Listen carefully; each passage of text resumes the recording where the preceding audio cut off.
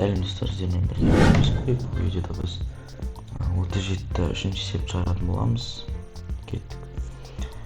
Бұл жерде бізге мына алгебралық бөлшекке x-ның мәндерін қосу керек.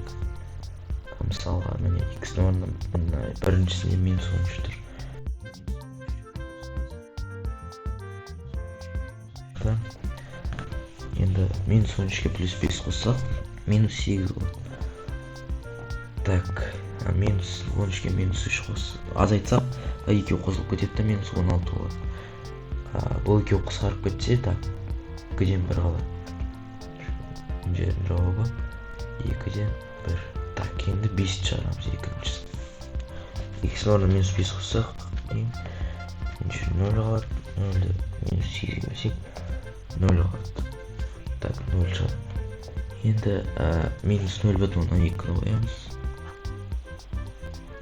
4,8-ден, так, -3,2. Так, бұл екеуін бөлсек, қанша шығады бізде? 1,5, так. -1,5. Жерге 1,5 шығады. 0 қойсақ, x-ның орнына. Төртіншісі тең, үстінде 5, астында -3. Так, бұл болады бізде -1,3-ден 2.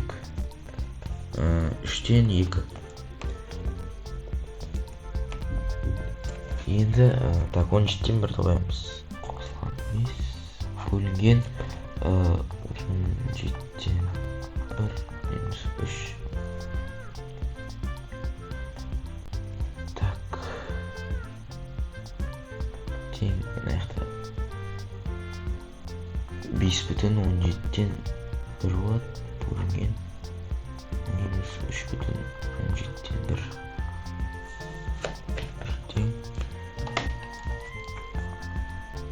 тең,